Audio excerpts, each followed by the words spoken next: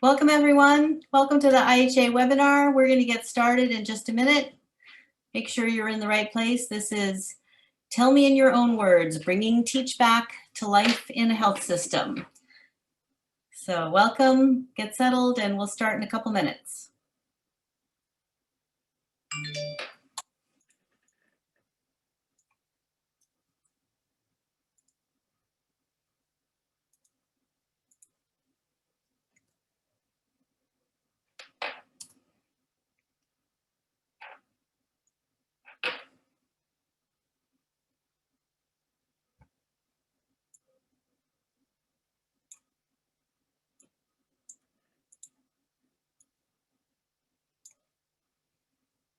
All right, welcome everyone. We are going to get started. Greg and Mike have a lot to say, so we will get started as people are still coming in. Welcome. This webinar is about Teach Back. It's called Tell Me in Your Own Words, Bringing Teach Back to Life in a Health System. So we are going to get started. Greg and Mike, do you want to share your screen with the slides as we get started? Or you're doing that already? Yeah, they already shared their slides. They're here. Okay. If you want to move through, we'll do the housekeeping stuff. Welcome everyone. I'm just going to go through a few housekeeping things and then we will let Greg and Mike take it away. Please connect to audio using your computer speakers. You will all be muted during the webinar, but we do welcome questions. Please use the Q&A button at the bottom of your screen for the questions at which they will answer at the end.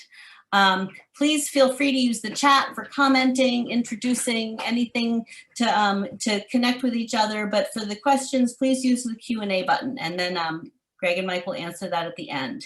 If there's any technical difficulties, the number is there, support@healthliteracysolutions.org. This will be recorded and posted on the Health Literacy Solutions Center webinar archives. And the slides will be available too, so don't feel like you have to copy everything down. After the webinar, at the end of this week, you'll get an email with a link to a brief online evaluation. If you requested CE credits or CEUs when you registered, you will get those after you submit the evaluation, okay? So welcome again. We are very excited to have Greg and Mike talk to us about Teach Back, which we know is a very hot topic in health literacy circles. And I'm very pleased to introduce them. Greg, I have known for years through the health literacy discussion list, and he does some amazing work in health literacy. Greg O'Neill is the manager of patient and family health education. He leads the strategic plan for patient education and health literacy initiatives at Christiana Care. After moving on from direct patient care as a trauma surgical ICU nurse 6 years ago, Greg has developed a team of nursing professional development specialists who champion health literacy best practices system-wide and support all manner of patient education initiatives and vendor relationships. Greg has been with Christiana Care for 11 years and received his MSN as a CNS from the University of Delaware. Welcome, Greg. Mike Puckner serves as Vice President of Patient Experience at Christiana Care also. He is the leader responsible for patient and family experience and develops and implements the patient experience strategy and fosters a culture of engagement to advance relationship-centered care at Christiana.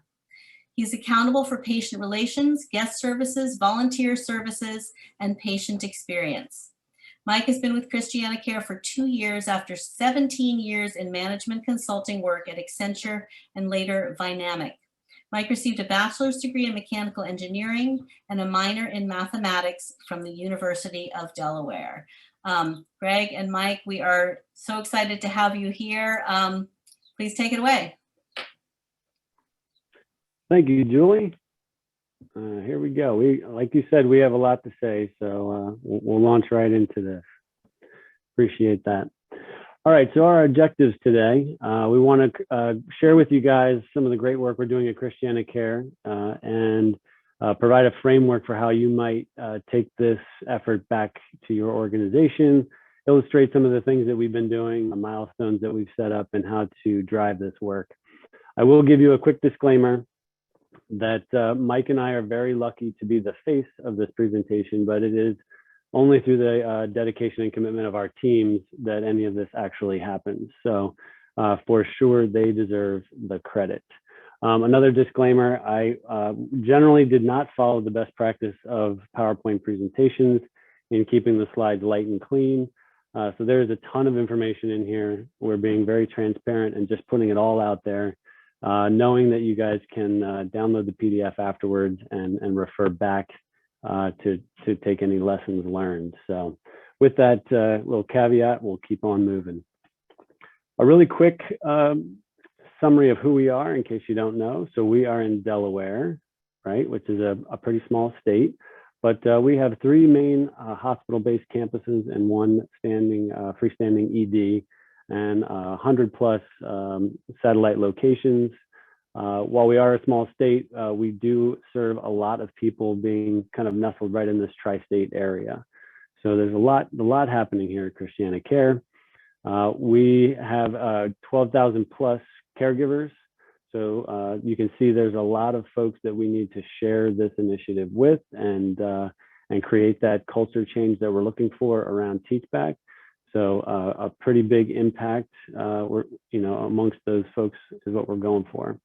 I did want to also share that this work really comes out of our values and behaviors of love and excellence, anticipating the needs of others, listening actively and seeking to understand. Those are things like seeking new knowledge and looking for feedback. These are things that are core to who we are at Christiana Care. So Teach Back is really a natural fit for us in terms of an initiative to get behind and really live this. All right, so that's a little bit about who we are. Now we're going to jump into the bulk of our presentation here. A quick note as to why we chose Teach Back. There are a lot of things within health literacy that I could say. I'm not going to review the crisis that's in front of us in terms of health literacy. If you're here, you probably already understand that. But I did want to share a couple of unique perspectives that helped us land on Teach Back as an important initiative for our organization.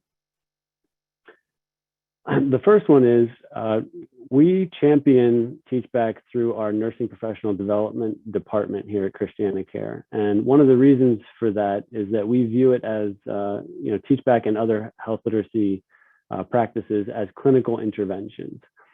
So that's a really important lens. Like I said, these slides are packed, so I'm not going to read the whole slide to you. But the idea here is that an important part of communicating this to caregivers and something that they really care about is how this impacts the health of the people that they're caring for. So we want to make sure we frame this as a clinical intervention.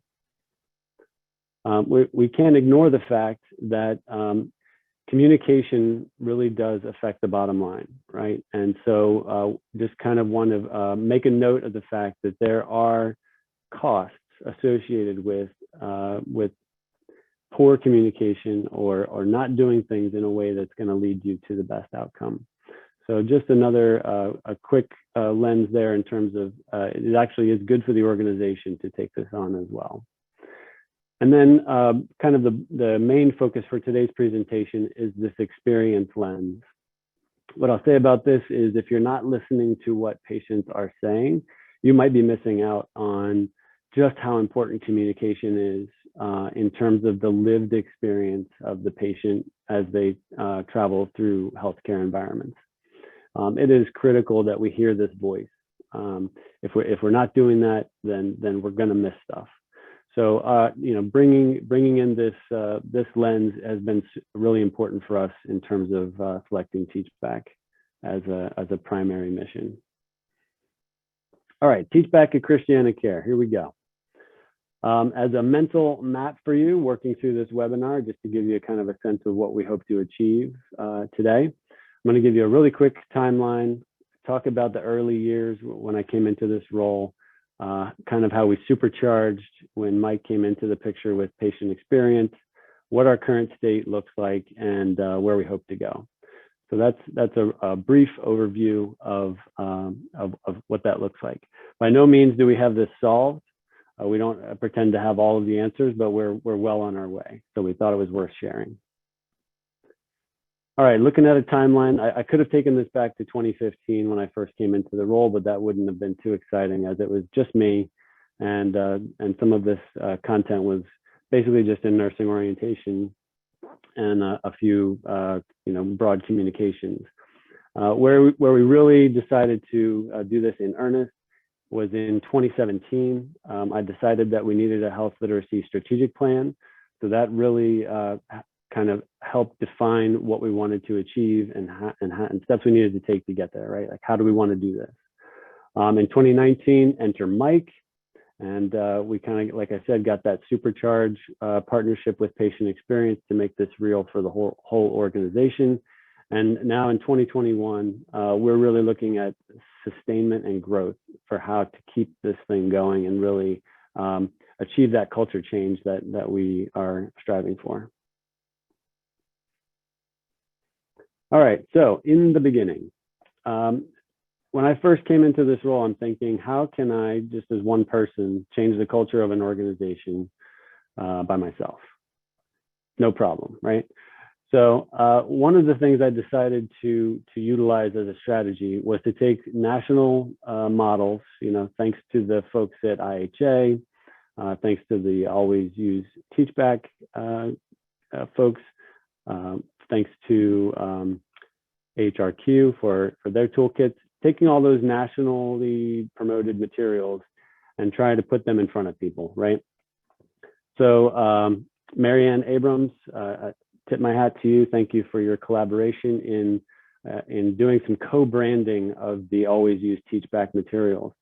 The strategy in the beginning was, what can I create as a reminder, as a little tip sheet kind of thing, to get in front of people and put this best practice in the hands of our caregivers.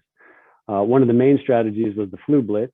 The flu shot blitz, where almost every staff member is coming through that channel. So we utilized that for several years to get materials like this, just a little business card reminder, put in the hands of every caregiver to try and promote this best practice and raise awareness. We also created posters, co-branded posters that leaders could hang around in their practice areas and really try to share the message that this is something we should be adopting. It is a national standard and super important. So I took that and just distributed the message as widely as I could on my own. Luckily, in working in nursing professional development, where this work is housed within our organization, we started really exploring the Kirkpatrick method for training and education and evaluation.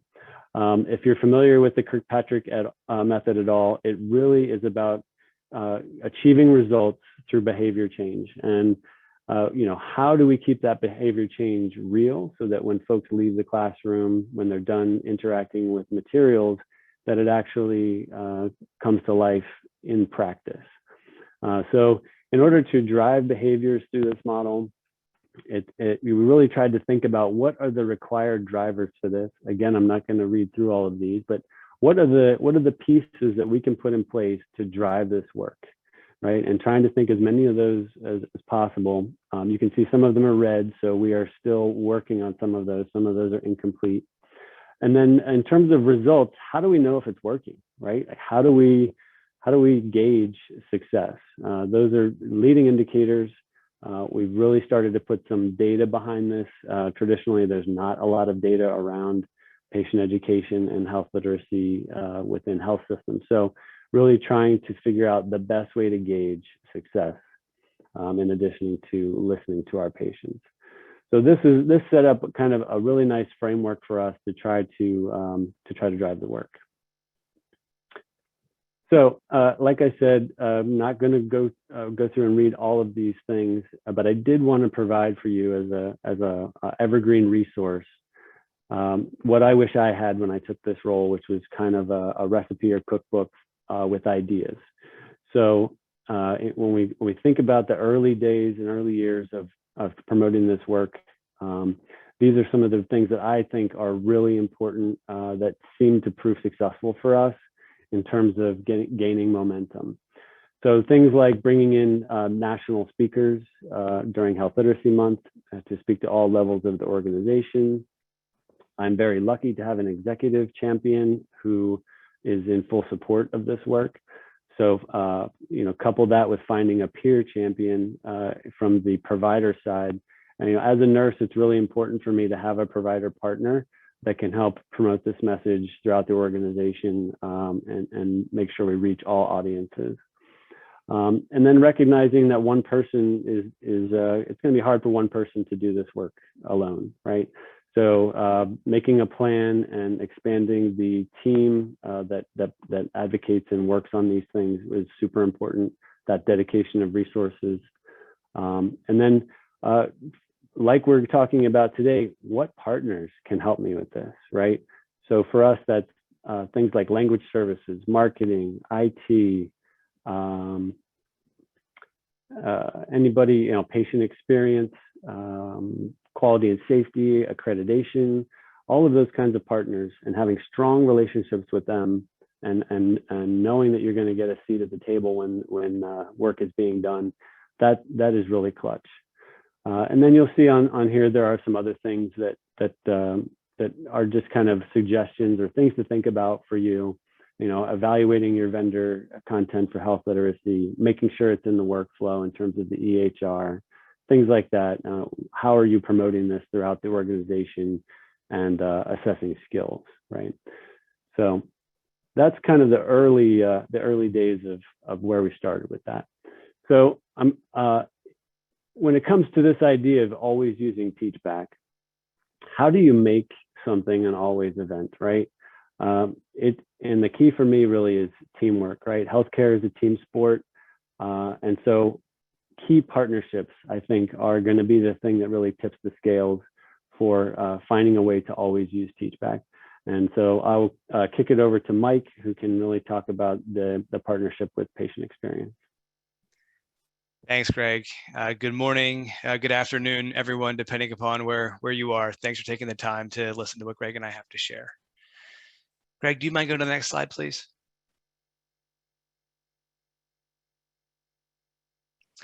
So just a bit of background context around how the partnership with patient and family health education came to be. As Julie mentioned, I've been here it'll actually be 3 years this July as an employee, and I spent about 6 months as the interim vice president before that. And when I first got to Christiana Care and assessing the landscape and assessing where we needed to go from a patient experience perspective, the sense from our clinical caregivers was there was maybe a bit too much of a bent on hospitality from a patient experience improvement perspective, and a sense that we were perhaps chasing scores around sometimes. There was a bit of a flavor of the month vibe that I got in talking to people. And so this idea of really emphasizing and focusing on evidence-based best practice really started to emerge for us. And reviewing our data and evaluating our opportunities, we saw significant opportunities in the communication domain. So in the traditional HCAP survey, the nurse communication and doctor communication domains, but then looking at our survey results just across the board, saw great opportunities in communication. And really from a patient experience perspective, communication is one of those just absolutely key critical pillars. Clear, consistent communication that lay people can understand is a major driver for patient experience. So really getting back to the basics a bit and focusing on communication was something that strategically was important to us then and is still important to us today. And so, working with Greg and team, thinking about all the work that had been done, that was planned, and how the patient experience team could support it. And I'll cover some of these bullets in further detail in the slides ahead. But nursing practice council presentations, even going to different ambulatory locations and doing presentations and trainings with folks to address what is Teachback, why is health literacy so important, how to get folks on board with that, Greg and team created a great web lesson that could be provided for folks just as a precursor to some of those in-person training seminars. We actually did add a question to our patient experience surveys to assess from a patient perspective, did we do the practice of teachback in your clinical encounter? And that's been really interesting to work through some of those details and some of that insight. We had a Train the Observer program down in our simulation center with standardized patients to get team members kind of trained up on how to be an observer. That included first, how proficient are you yourself with teachback? And then what's it like to actually give feedback to one of your colleagues and peers that you're observing doing the practice of teachback? So that was a huge, I think, milestone for us. As part of that, we have observation rounds that we do in our digital rounding platform. The huddle integration piece is really, it's huddle integration, but it's also, I think, that connection into our overall system-wide strategic plan and how that strategy is cascaded throughout the organization and connects in with our continuous improvement operating system. So I'll cover that here in a second as well. And then we do have opportunities for simulation for caregivers to go basically practice. We had such great success and learned so much from the observer training in the simulation center that actually giving folks an opportunity to just practice that in general via simulation is something that we're investing in as well. So here it is. Here's the question that we ask patients. After giving you information about your care, were you asked to demonstrate or explain things back in your own words? And we kind of iterated on this for a while. We did some searches to see what was out there already. We took it to our patient advisory council to get their feedback on it. And we made some changes. We gave ourselves the freedom and flexibility to make some changes over time. I think one of the big milestones for us was having both demonstrate and explain things back included in the question that we ask of folks, because sometimes it's about actually demonstrating how to use an inhaler, for example, as opposed to asking someone to explain how they're going to use it, asking the patient to show you how they're going to do it. So this is the question that's on most of our patient experience surveys. We ask it in every single care setting, and we rotate it in across surveys. And that insight has been really interesting to see, and we see it come through in our patient comments as well. When you ask a question like that on surveys, where do you start? And what is a reasonable expectation? What's a baseline? And because this was a custom question that we created, there wasn't really a benchmark to use. And I think that has been an interesting learning experience for us. There is a question on the CG-CAP survey that's like a little teach-back-ish. So we're trying to see, could we use that perhaps to serve as a bit of a benchmark for us? But what's been really cool about asking the question and evaluating the data, you see at the top of the screen, rehab services. Our leaders in rehab have really leaned into teachback as kind of a primary practice that they are driving from the top down, have all of their clinicians engaged in that. They recognize their caregivers for the feedback that they get about teachback.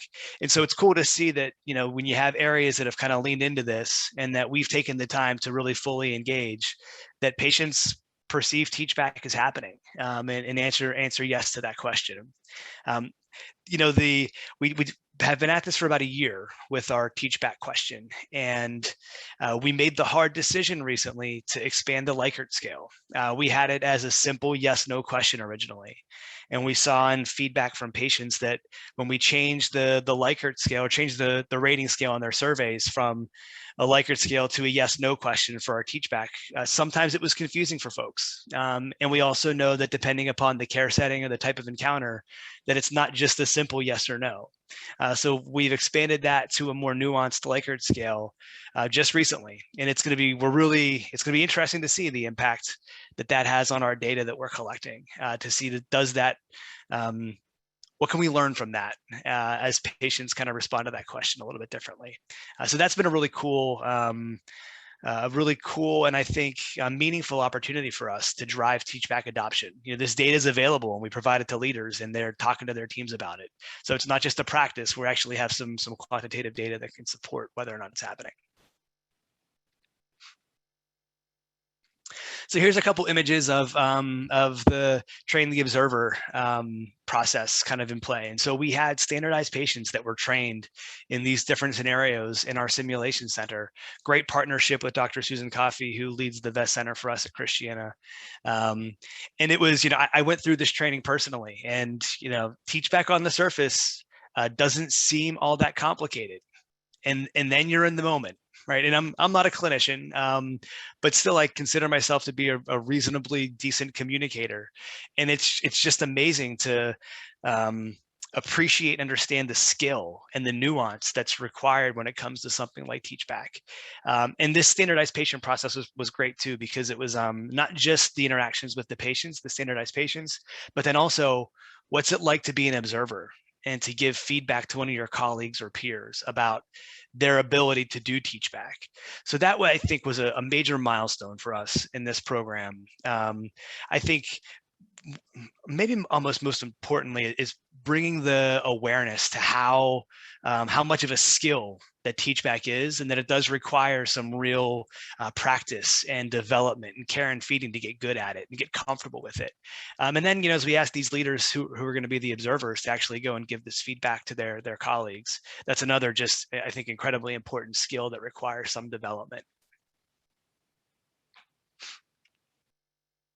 So once we had our observers, trained and released them out into the wild, we, knowing that those observations were, again, we want some data to support where it's happening in various areas across the system and the different units and practices. We use Cypher Health as our digital rounding tool at Christiana, and we built a staff rounding module, the TeachBack observation tool. And, the questions that we ask the observers to weigh in on are geared around those key elements of successfully engaging in TeachBack with your patients.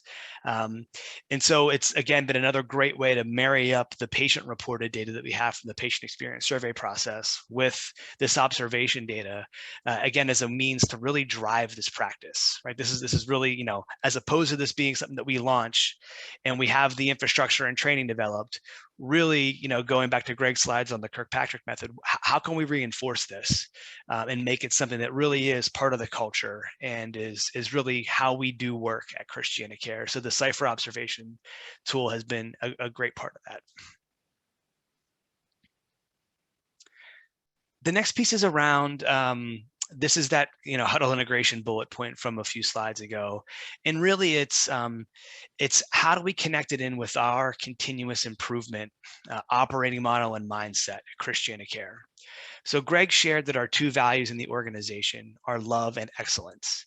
And the first behavior statement underneath excellence is we commit to being exceptional today and even better tomorrow.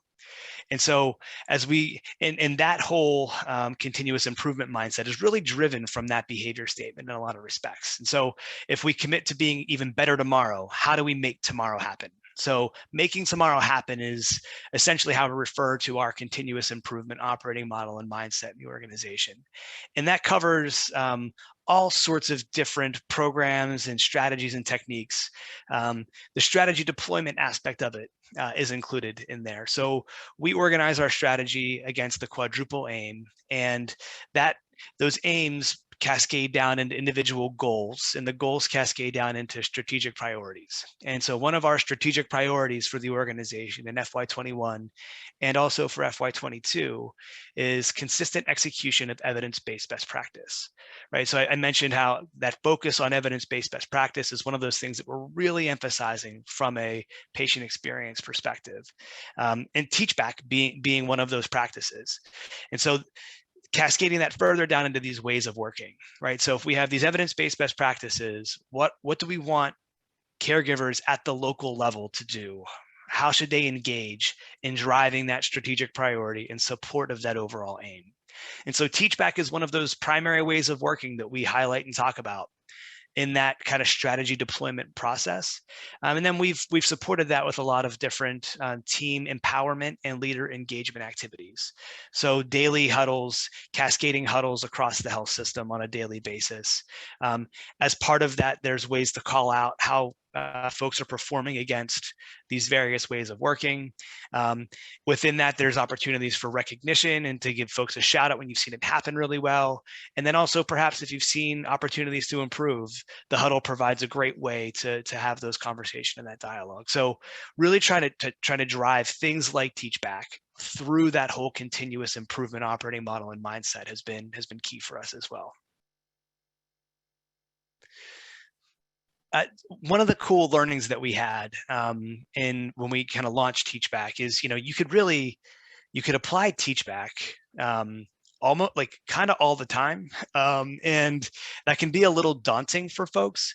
So one of our key learnings in the midst of our rollout and our phase 1 rollout was providing some guidance around when to use Teach Back. And this idea of pick a moment, right? Based on your practice area, based on your data, pick a moment. Maybe it's about medication side effects, but pick a time that you and your staff, your team are going to leverage Teach Back, and really kind of bake that in. Make that something that becomes natural and inherent, something you do all the time. And then once that becomes something that's kind of inherent to your practice, maybe add another moment. But this idea of, I think we got feedback from folks that, like, wow, like it was daunting because of how often you could apply it, and people were a little paralyzed by that, I think. And so this was really, pick one thing, get really good at it. Once you get really comfortable with doing Teach Back in that moment, maybe add another one. And that's been a really nice way, I think, to meet our caregivers where they are and kind of adopting Teach Back as a best practice.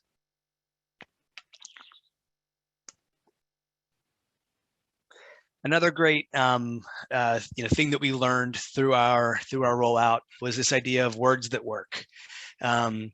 I personally, from just a patient experience perspective, have an adverse reaction to formal scripting.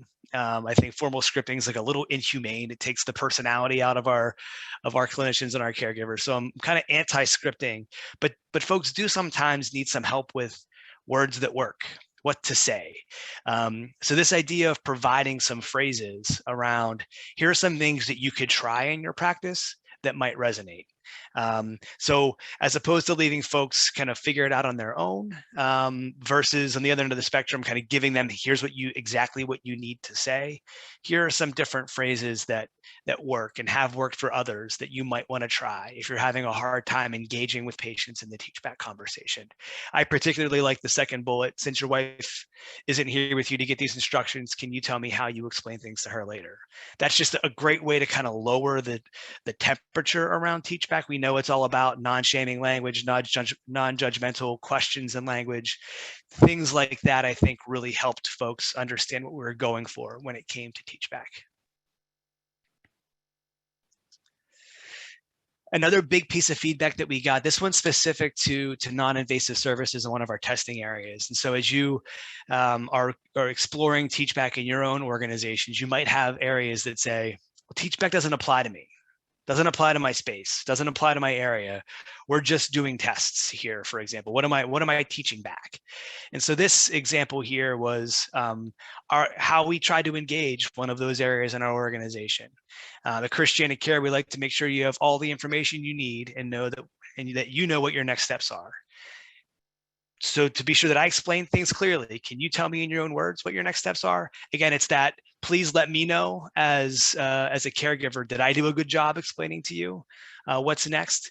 So really a lot of credit for the folks on Greg's team in finding ways to kind of lean into this conversation, because we did hear a little bit of the, well, Teach Back isn't for my space, and we're like, well, like you can always use Teach Back. Kind of going back to the header for this section. So some of these phrases were key in helping folks kind of understand how they can apply it.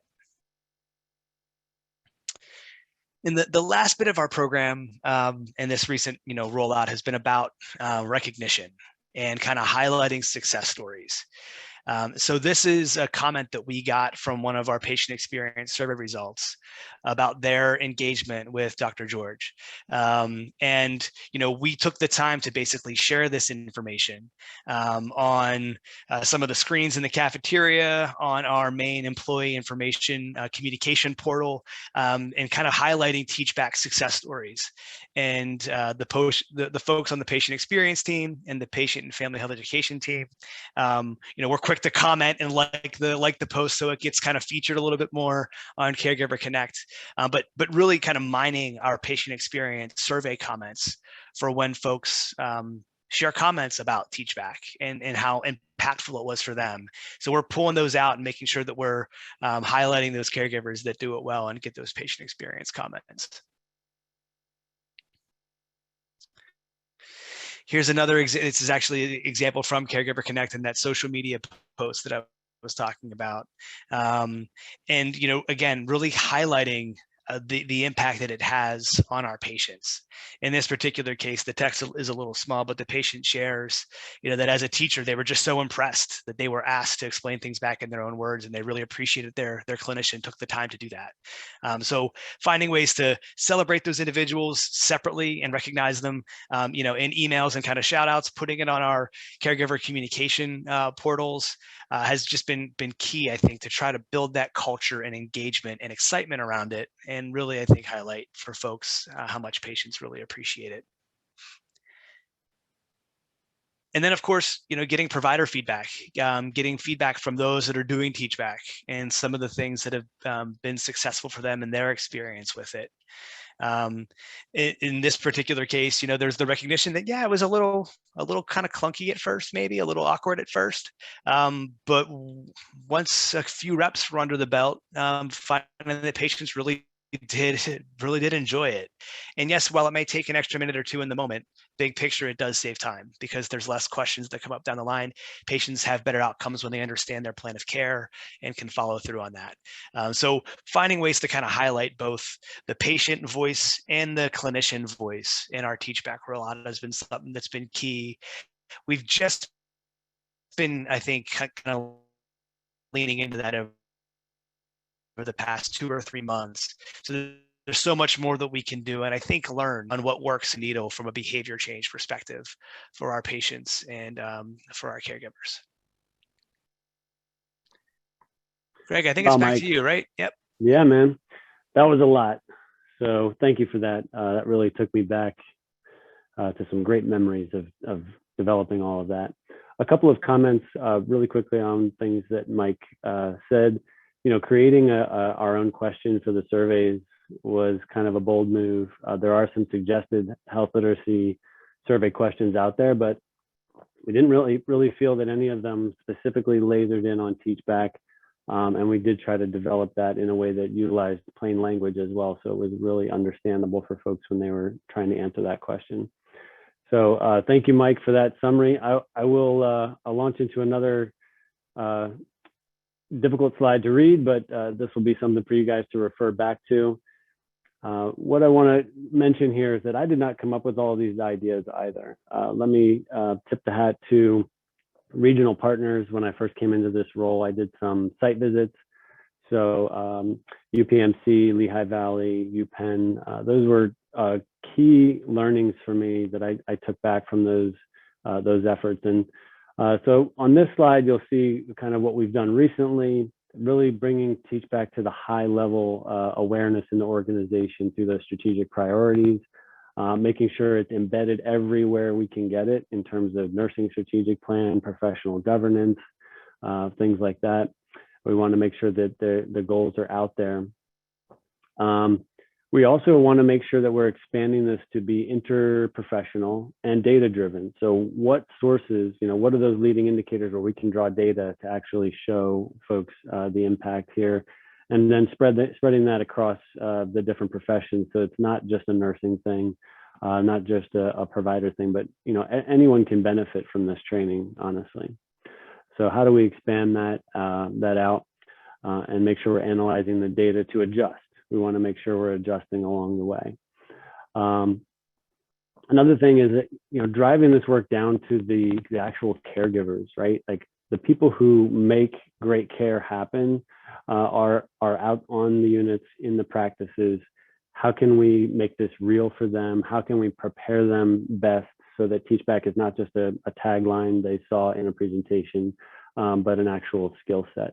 And one of the keys to that for me was the one-on-one learning is really where the light bulb seems to come on. So we really started focusing on rounding and the simulation workshops, things like that. I attended a training up at UPenn that really turned the light bulb on for me that, trying to walk through and actually do teach back in a simulation setting is far more impactful than just reading or a slide or doing a webinar. So it's those kinds of things that we're really doing now to try and keep this growing. All right, so here's some more nuts and bolts. I want to make sure we're good on time, so we have time for questions from you guys. So this will be a lot of information, but I wanted to highlight how it's not just about advocacy, but because we're doing this work from nursing professional development and patient experience, it's about service delivery too. So how are we as experts in this field providing a service to our caregivers who need help with this, right? So, and again, I have to credit the team, specifically Christine Brown on my team has really been flexing her nursing professional development muscles and trying to dig deep in and find out the best ways to bring this to people.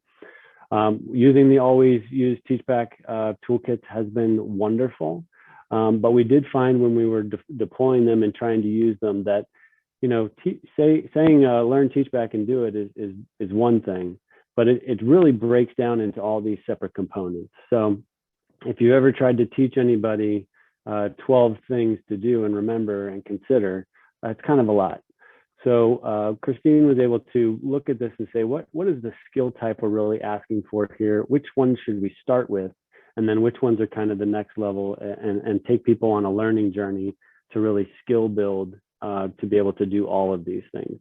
It may not be realistic to ask them to do them all right out of the gate, right?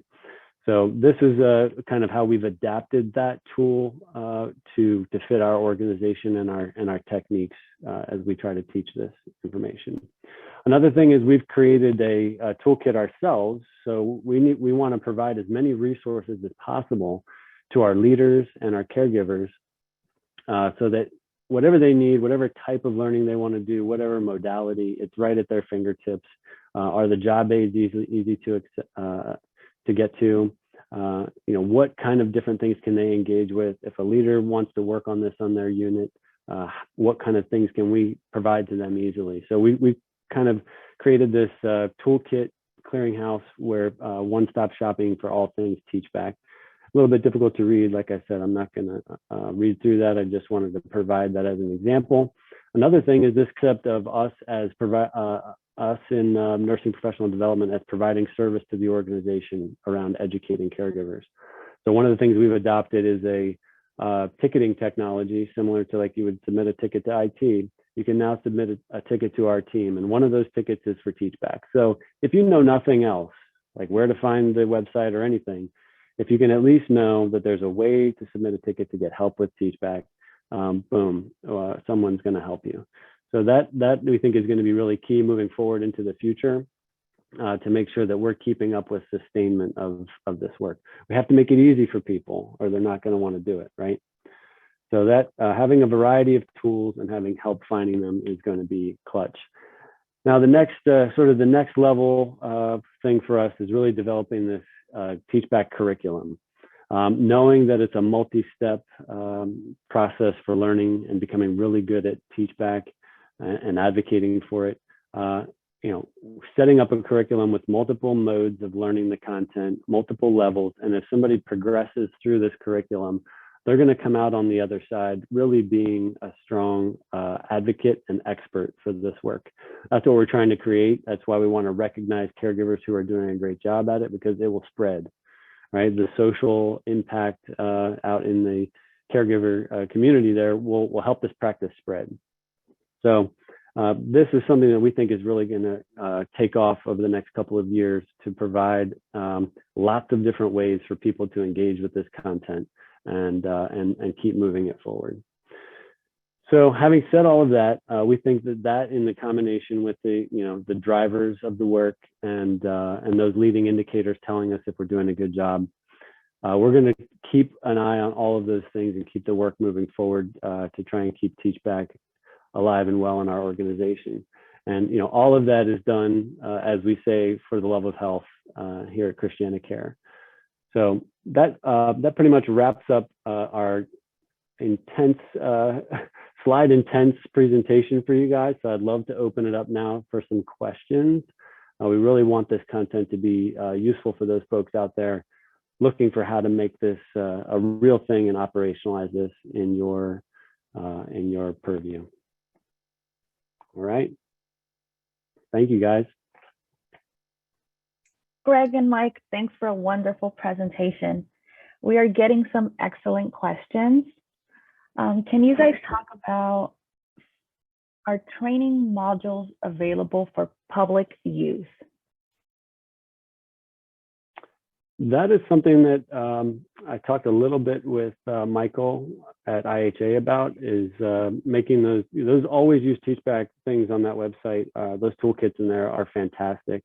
It can be a little bit tricky when it comes to like taking that content and plugging it into whatever your learning management system is or whatever your operation is for getting those to your folks.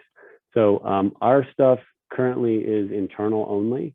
Happy to share what we're doing with anyone who wants to know and take a closer look. Happy to do that offline, but right now our stuff is internal. I would love to work with anyone who wants to continue to develop those external sort of national toolkits. Great. Can you talk about barriers and how you overcame them? Greg, let me, because there was a question that was posted in the chat as well that was around, did all clinicians participate in simulation? And I think that one of the biggest barriers is time. And getting this to be something that folks have the time to engage with. And I think frankly, that's the biggest barrier for most kind of improvement or patient experience intervention kind of stuff. And I think the way that we're trying to get at it is creating a model and resources that can meet people where they are to the best of their ability, combined with that integration in with the strategic planning side of it, right? So, kind of from the patient and family health education team perspective, from the patient experience team perspective, like we're gonna put some eggs in this basket.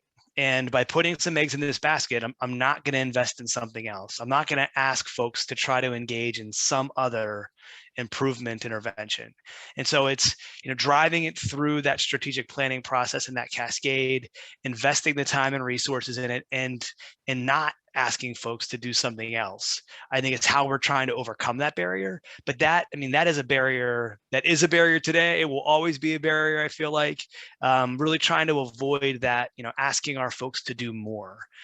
This is asking them to do things to communicate a little bit differently.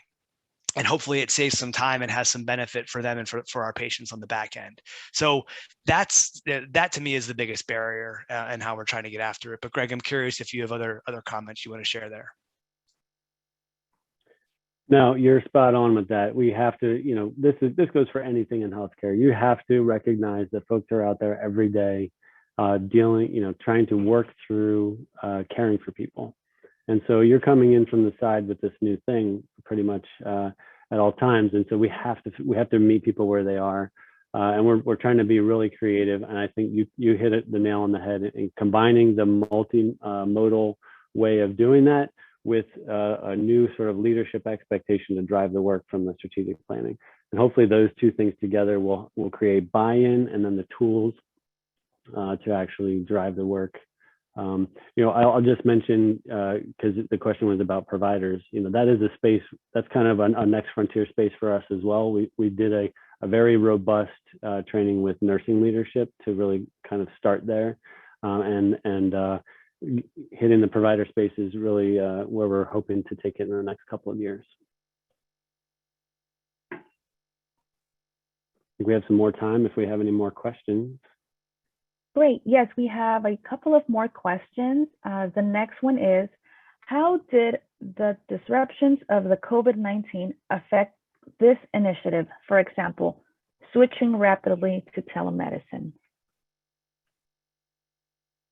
Interesting. Mike, I'll leave a chance for you to comment on that as well. But I think we all have to adapt to virtual care, right? So that goes right into just making things in the toolbox that address that, right? Building into the curriculum that this can be used in a virtual format as well. How do you do teach back on a telehealth visit, right? Is it even more important to do teach back on a telehealth visit because you have less of those sort of nonverbals of being in person? So there is best practice for those kinds of visits, and I think teach back can certainly be a part of that. In terms of the last year, like a lot of things, we kind of had to pump the brakes on some of our rolling out while folks were adapting to COVID. But we can promote this practice at all times because it's critical. Mike, did you have anything on that? Yeah, I would just add, I guess, that there's so much that I think we have yet still to do regarding virtual encounters and ways to deliver an exceptional virtual encounter. The experience of waiting for a virtual encounter to begin is so different than waiting in an ambulatory practice waiting room. Sometimes folks feel like am I here? Am I in the right spot? Right, and that translates into the communication related pieces as well.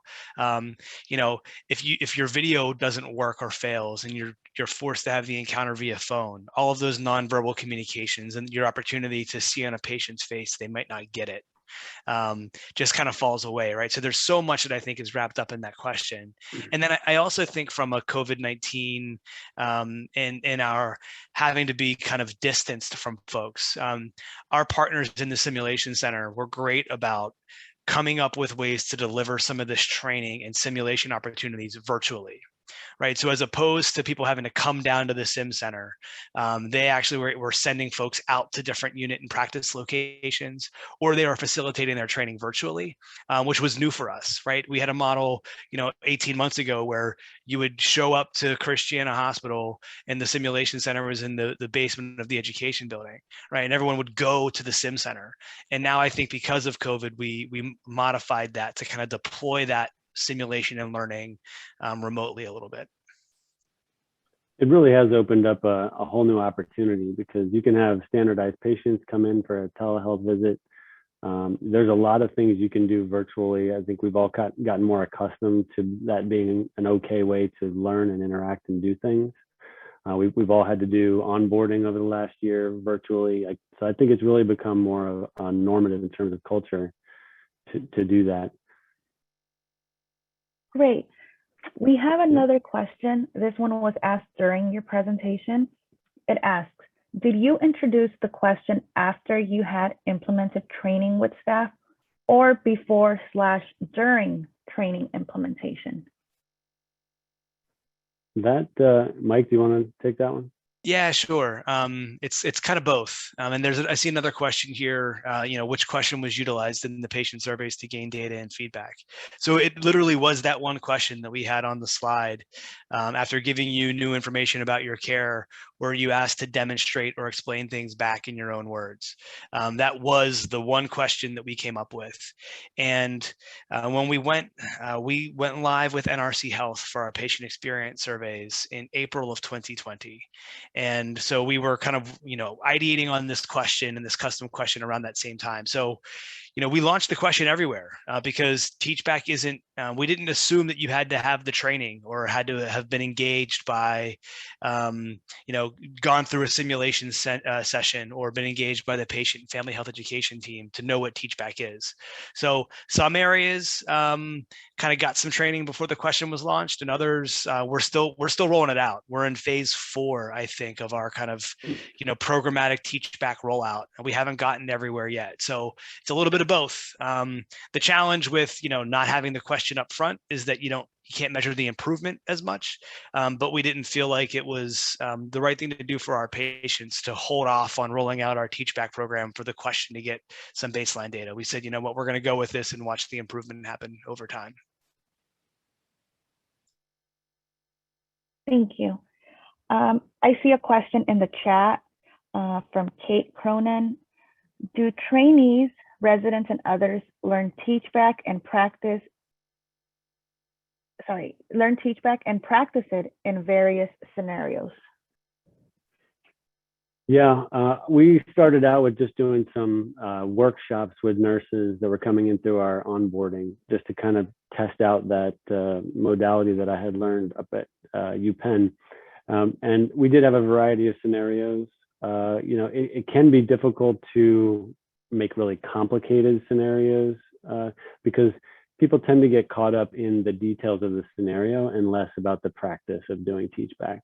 So what we've learned is if you keep the scenario more kind of simplified and really get the behavior of the teach back and work on that skill rather than a super complicated scenario, that really is what resonates with folks.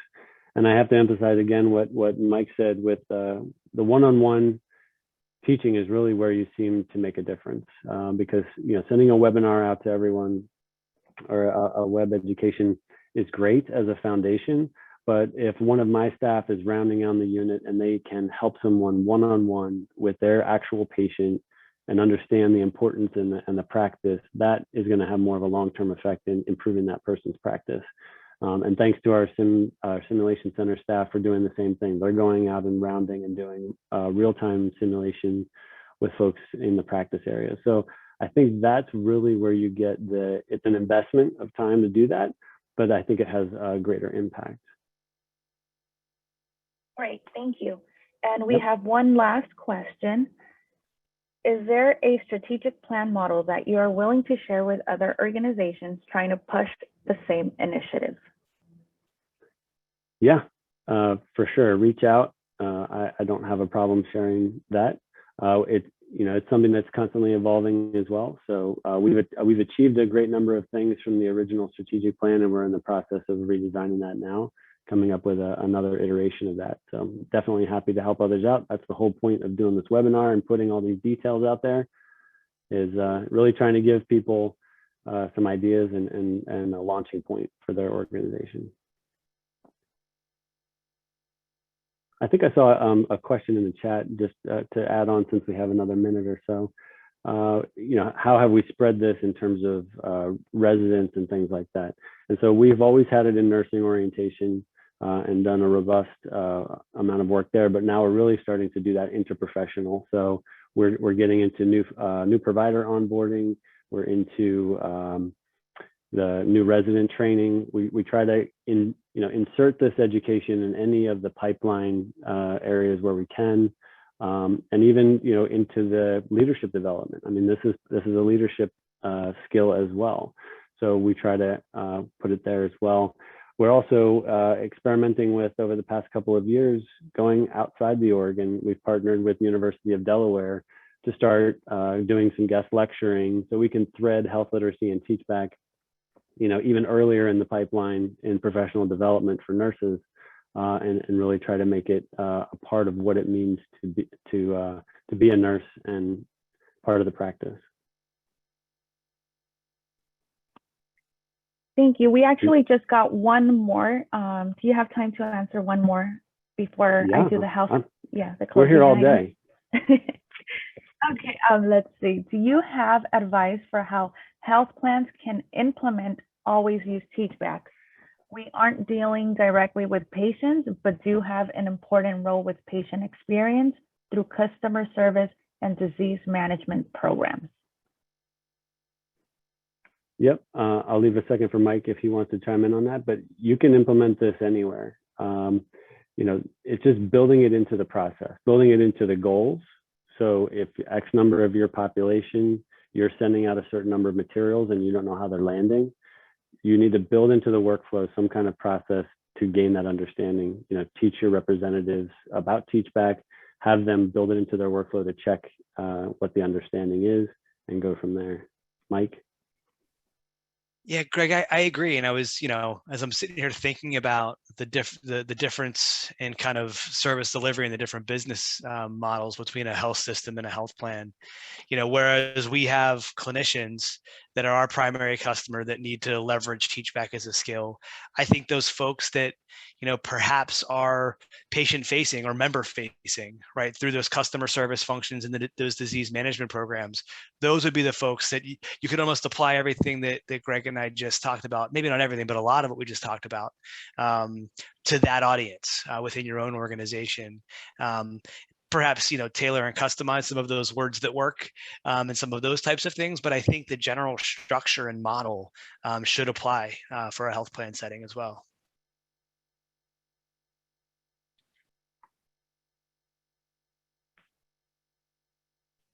All right. Well, thank you again for a great presentation, and thanks everyone who joined today. I want to close this up by letting everyone know that you will receive an email containing a link to a brief online evaluation. If you requested CEUs when you registered, you must obtain an evaluation. You must submit an evaluation in order to receive your certificate. Please visit the Health Literacy Solutions Center. The link is right on the slide to access today's recording and the slides, to register for upcoming webinars. And also, if you would like to host a webinar, we do have that option there too. Thanks, Greg and Mike, for a wonderful presentation. Thanks, everyone. So fun. Thank you. Thank you.